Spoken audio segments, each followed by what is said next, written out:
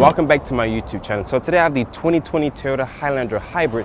This vehicle competes against the Ford Explorer, also the Chevy Traverse, and the Kia Telluride. So let's take a look here under the hood of the Highlander.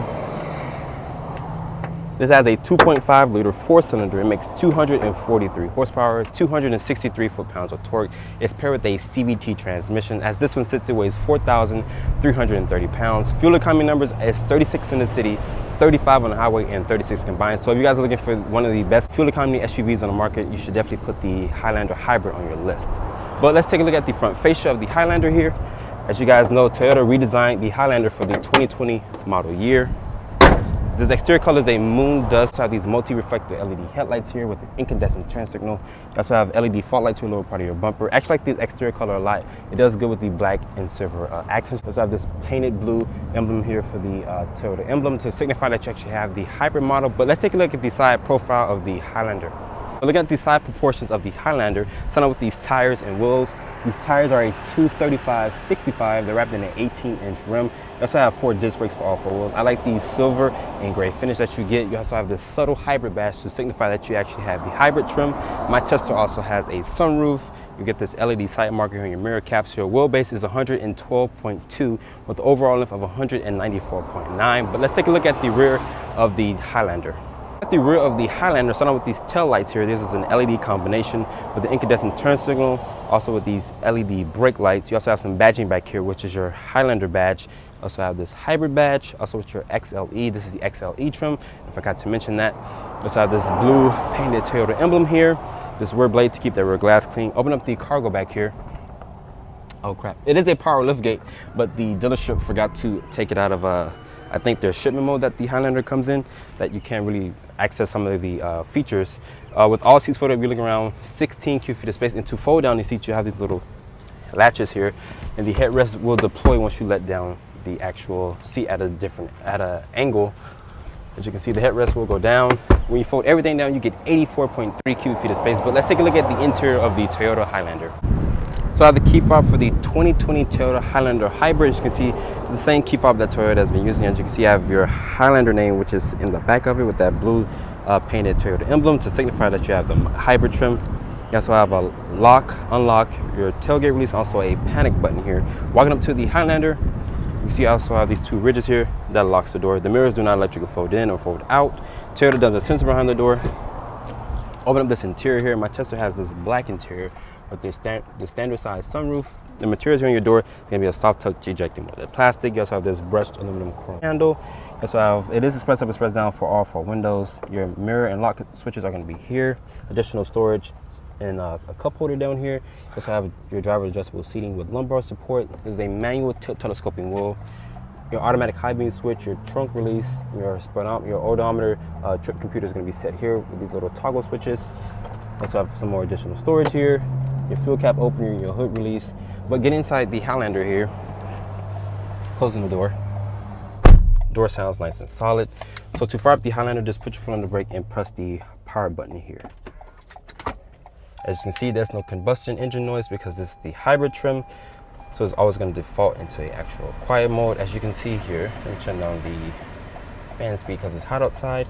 That's how this LCD display here that shows you all your safety equipment, tells you that the seatbelts are not fastened and so forth. You also have this power meter here with your speedometer. But to cycle through this LCD display here, you can click. Let me back out of this really quick. You also have your Toyota Safety Sense P, which is forward collision warning, blind spot monitoring, rear cross traffic alert. Also your sign reader, it does read the signs and speed limits and so forth. You also have your cluster here that you can change. You also have your energy motor here. It shows you what the energy is being displayed to. You also have your audio sound. It displays what's playing on the actual radio here. You also have your drive support, which is lane keep assist. All your Toyota Safety Sense stuff is going to be standard. You also have your fuel economy. The fuel economy numbers is rated at 36 in the city, 35 on the highway, and 36 combined. So this is one of the best fuel efficient SUVs you can get on the actual market itself. The nice leather wrap steering wheel. This is for your for the LCD for that LCD display pad here, you can also back out. You also have your phone control, volume controls here, voice command controls as well. Forward collision warning, blind spot monitoring, adaptive cruise control. They got rid of that cruise control stock, which was here. You also have your presets for your radio. This is that 8-inch display. You also have some hard buttons here, the small volume and tuning knobs, which is okay. My fingers are kind of fat, so it kind of, you know, have to get used to turning the knobs and so forth with this vehicle. These big knobs here for your dual climate control. You also have some hard buttons for your rear and front defoggers. These nice toggle switches for the fan speed. And we can adjust the fan, the air to flow through. You also have 3-level heated seats. Not sure why Toyota doesn't offer cool seats on the actual hybrid trim. Not sure if it's an option or if they doesn't, I'm not sure if it's an option or if they offer that at all. Just some additional storage here. You can see my sunglasses are here. You also have this pass-through. You can rest your phone here and run your cable through here with the standard USB, and also with these 2 fast chargers. You also have a 12-volt here. Shout out to Zephyr Hills, one of my favorite water brand companies. I need a sponsor, guys. So you guys, please send me some free waters because I'm always buying Zephyr Hills. But back to the review. Putting the Highlander into reverse here, as you can see, you also have this backup camera. Surprisingly, there's no 360. There's no trajectory lines. A 360 camera. As you can see, put it down here. Kicking over to the left here for sport. You also have a sport mode. Putting it back into park. You also have 3 different drive modes here. You also have a sport.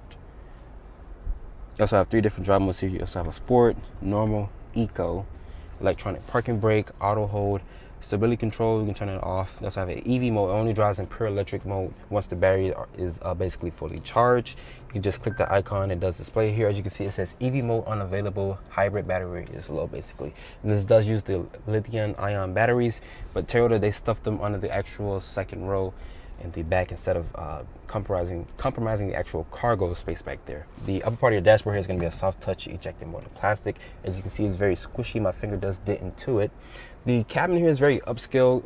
And the center console here is nice and padded as well. Open up the center console. You do get a wireless charging pad that Toyota offers. Some additional storage. There is a 12-volt in here as well. I also have this removable tray. It does slide back and forth. But closing the center console here, these seats are nice leather wrapped. These are the same seats that's offered the Toyota Camry, if I'm not mistaken. You guys comment down below if these are the same seats that Toyota gets off the Toyota Camry. The design wise, it looks like it, but these are only 3-level heated seats, not cool seats. The glove box here is damped. It's not lined with fill, but it's a pretty decent sized glove box.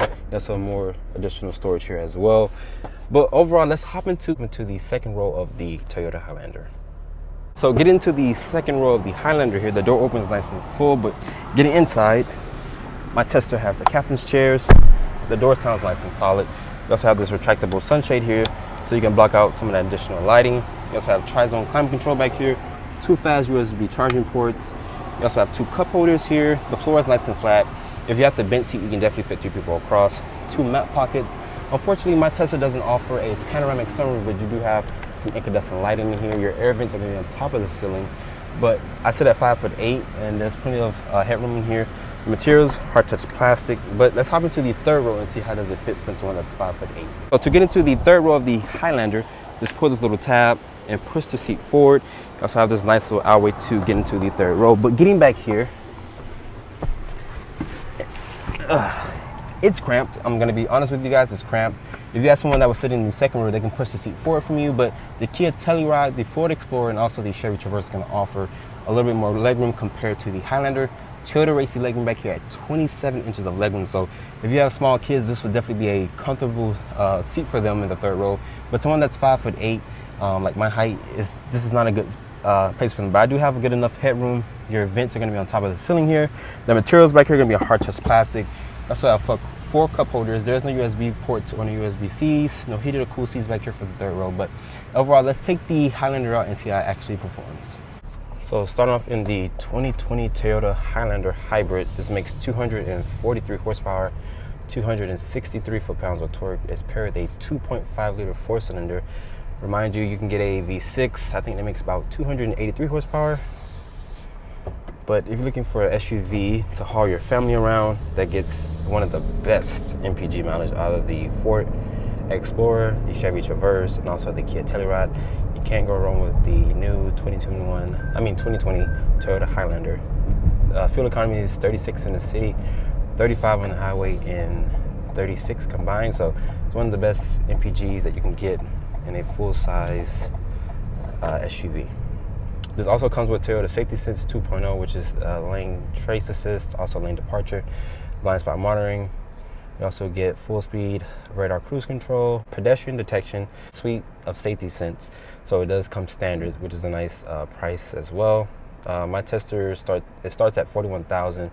Also has some additional options on here. So it stickers for like $49,415. So it's priced just about right. Like I said, you can't go wrong with the actual MPG number. So if you're looking for something that has best in class fuel economy, and that's the only best in class fuel economy, you have to get the Toyota Highlander Hybrid. Also have good visibility. You also get these big side mirrors here. But I'm gonna do a quick acceleration run real quick with the Highlander. Mind you, this is a 2.5 liter 4-cylinder, so I'm gonna put it into sport mode here. And then I'm gonna floor it. Kind of did a little drama. This is all-wheel drive. You can also get it in front-wheel drive if you go for the lower trim level, but Toyota offers it with all-wheel drive for all trim levels. But the Highlander does ride very smooth. Don't think you're going to get 0 to 60 in under 5 seconds with the actual hybrid trim. You're not. But this thing is basically meant to take it on the highway, drive it as conservative as possible, because, like I said, you can't beat this MPG with this powertrain. The cabin in the Highlander is extremely quiet. You can't really hear anything. So if you had kids that are sleeping, the Highlander, I think, is one of the best choices with a quiet cabin. The other competitors, like the Chevy Traverse, are going to have that V6, so that V6 is always going to make a lot of noise. So if you put your foot down with the V6, you're probably going to wake your kids up if they just went to sleep. So the V6 is probably not a good strong choice if you're trying to keep your kids asleep. I think this one is the better choice because it's quiet, the suspension feels good. The TNGA platform that the Highlander rides on is a good platform as well. Absorb some of the bumps pretty good here in Miami because our roads are very crappy. The suspension feel is planted, it drives firmly good. The steering feel, very playful, but it does keep the car in a good line. I'm gonna put my foot down.